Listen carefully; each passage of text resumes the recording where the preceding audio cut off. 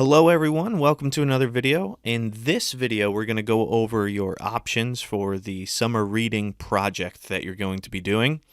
Again, if you need to go over the overview of what's required in terms of book, in terms of reading level for the books, all of that, and just have a brief snapshot of the goals for this project, then go ahead and watch the first video, the CCS summer reading overview video. Now, like I said, you have three options for your project. You can create a blog where you're actually writing information down. You could create a vlog where the camera is essentially on you and you're talking about your book, or you can create a podcast where it's strictly audio. Now, you can have some visual component. For the most part, what I'm doing right now is pretty much a podcast where it's just my audio. Yes, I'm showing you static pictures, but for the most part, it's primarily audio. It's not like it's a full-on video. Now, what you can do is just have one visual up and have that be your podcast, but we'll get into that. So you have those three options, but I also said you can mix and match. So you can take the requirements of kind of each of them and create your own hybrid where maybe you do a couple blogs, you do a couple vlogs, and then you do a couple podcasts. So we're going to get into each one. So the first off, blog. Now, if you were to do all blogs, you would need at least 6 entries. So that means 6 different blog posts. Now, they need to be at least 250 words each. Now, whether or not you double space it or single space it, I don't really care. And I'm going to tell you that it doesn't even necessarily have to be done in a Google Doc. I think that you should keep them all in a Google Doc to make sure that they're safe and saved. But I'm also going to talk to you guys about creating a Google site where you can basically create your own website to house all of this stuff, and that'll be in a separate video. So you need at least 6 entries. That's 6 different blog posts, at least 250 words each, and you have to do it throughout the book. So it's not like you can just choose to read the first 10 pages and have all 6 blog posts be about the first 10 pages. It's not going to fly, and here's why. A good approach is to space out your blog posts between sections of your book, because this makes sure that you're covering all of the goals that we discussed in the first video, the overview video. So here's just one example of how you can space it out, but you don't need to follow this. This is just one example. So I might be doing a blog post on a book, and I might decide to do one blog post for the beginning where I'm analyzing the setting, where I'm analyzing the exposition of the novel. I might do 5 blog posts from the middle portions. That's everything basically after the beginning and before the conclusion. So the big bulk of the book, how's that for alliteration? The big bulk of the book is going to be in the middle portion. And so I might choose to do 5 different blog posts about that. And then I might choose to do 1 in the ending. Now notice that is above the 6 that's required. But in this case, I decided to do more because I was enjoying it. Now, you could split this up however you want. You could decide to do 2 in the beginning. You could decide to do like 3 in the middle and then a couple at the end. You just need a total of 6. And again, they do need to be spaced out. So we don't want to see you front loading all of them in the beginning and basically having none in the middle or the ending.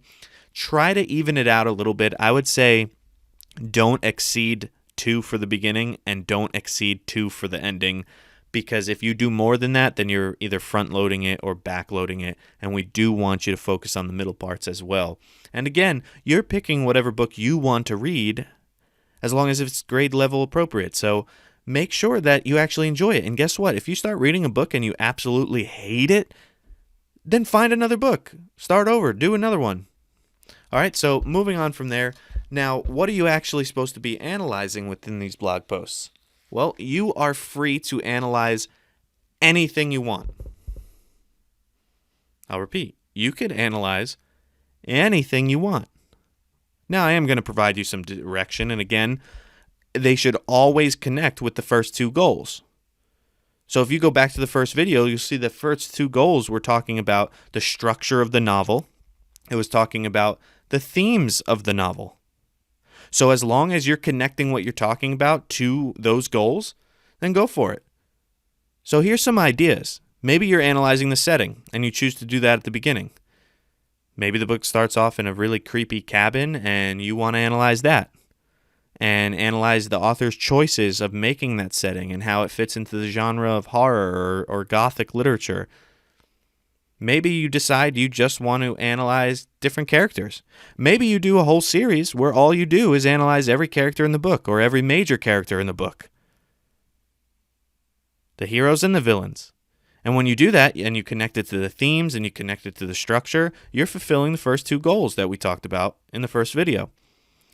Maybe you want to analyze the plot, how the story starts, how it kind of has a rising action and a climax and a falling action and the resolution. Maybe that's how you want to structure your entire series here of blog posts. Maybe you want to analyze how the story ends, the writing style of the story. Is it written in first person? Is it written in second? Is it written in third? How does it sound? Do you like the narrator? Maybe you want to do a genre analysis. In other words, if this is a dystopian work, maybe you want to analyze things about that all relate to the first two goals, finding a theme and the structure and the beauty of the work. Just make sure whatever you analyze, you connect everything with what the significance is, answering the why, the so what question. So if you analyze a character, you have to ask yourself, so what? What does this character have to do to the meaning of the work as a whole? What does this character have to do with the theme? That's really the goal of this summer reading, and if you could do that, you're going to do very well. So choose something that you're interested in the book, and if you can't find something and you're stuck for ideas, then just start doing some of these. But always connect it to the significance. Now moving on, your second option is you could choose to do a vlog. And you could do a whole series. Maybe you create your own YouTube channel and you just house them all there. You can have private YouTube videos where only the people with the link can view it. So feel free to do that. If you want to make it public, that's on you. You can do that. If you want to just record the videos and you upload them on the first day of class to Google Classroom, or you put them on a Google site, which again, I'll talk about a Google site in a different video, then you could do that. Now you also need 6 entries. But obviously, we're not going to go by 250 words. Instead, you're going to do 6 entries or 6 videos that are at least 4 minutes each. So the blogs are 250 words each. The videos are 4 minutes each. Now, if you have the ability to edit your videos, great. If you don't, then you just have to make sure that you're being professional throughout the video and that you kind of do it in one take and that there's not a lot of empty space. Like, what we don't want is you to submit a 4-minute video and a lot of it is just your blooper reel, essentially, right? It actually has to be a 4-minute video. And again, you're doing all these videos throughout the book as well. You can't front load it. And you're going to notice that this slide is very similar, right? Just pick an approach that you like. Maybe you're doing one video for the beginning part of the book. Maybe you're doing one at the end. Structure it however you want, but again, don't do more than 2 in the beginning. Don't do more than 2 at the ending. And you'll notice that this is all similar too, because all of the skills and what we're expecting you to do is exactly the same regardless of what medium you use. Meaning regardless of whether you blog, vlog, or podcast, it doesn't matter. We're looking for the skills of you analyzing literature and speaking about it with some depth and intelligence. Now, how can you actually do a vlog? Well, like I said, you could start your own YouTube channel. You can record your videos on a phone or a Chromebook and end up uploading them. You could use various apps as well. I've had students in the past use the platforms like TikTok and Snapchat, that's not a thing, TikTok and Snapchat to record themselves through video and edit it that way and make it fun and creative, but they still made an entire video where they were talking intelligently about a book. Just because I say you got to talk about something intelligently doesn't mean that you can't joke around. It doesn't mean that you can't be creative. You are. Have fun with it. Now, the last option is the podcast option. Now, for this, you need at least 6 entries. They need to be at least 8 minutes each because it is a little bit easier to just speak than to be filmed, and it is a little bit easier to just speak than to write 250 words. So at least 8 minutes, and you got to, again, do it throughout the book. Now, part of that is maybe you read small portions of passage, but again, it should mainly be you speaking.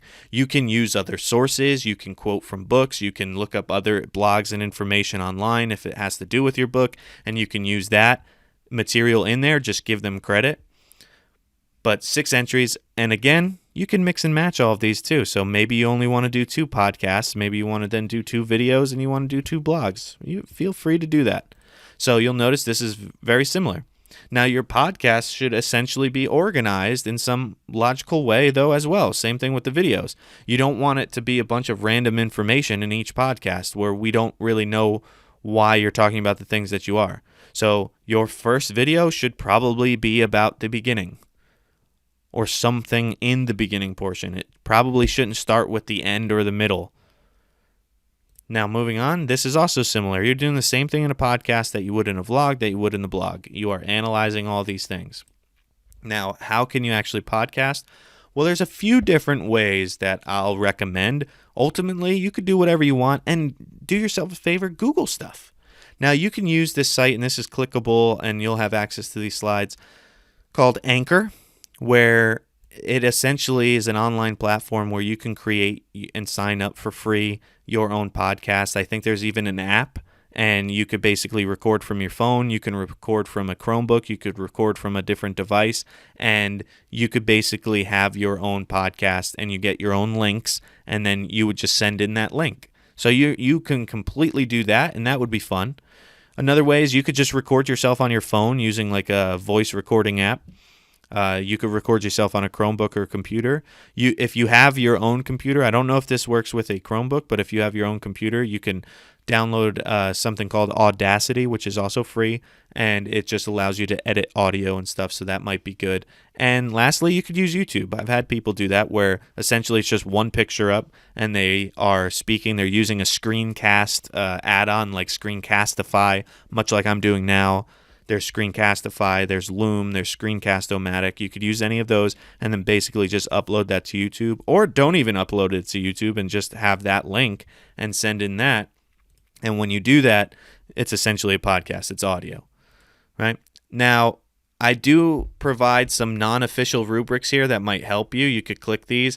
By what I mean by non-official is we're not using these rubrics to grade you, but they might provide you some ideas. For instance, I'll just click the first one.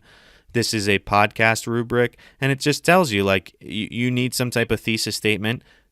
That's essentially what your episode is going to be about. It needs to be organized. You need to have supporting evidence for whatever you say. The technical production, meaning there's not a lot of background noise. It's not like your dog is barking the entire time. It's not like a car alarm is going off the entire time. I know some of that is uncontrollable, but you just have to make sure that you find a quiet space or somewhat quiet space. I don't expect you guys to have professional equipment, right? But do whatever you can to limit the background noise.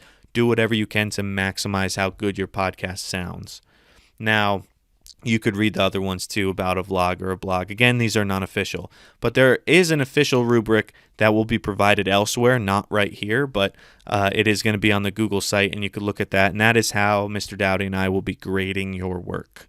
So that gives you what's expected for the tasks of the summer reading. In another video, I'm going to go over how you can create your own website to house all this material if you so choose. If you're not going to do a YouTube channel or you're not going to do an Anchor podcast or anything like that, then maybe a Google site is a good way to house your blog or your mix and match stuff. So if you have any questions, please reach out to me at my email. You can search it through our server, and I look forward to seeing you guys in September.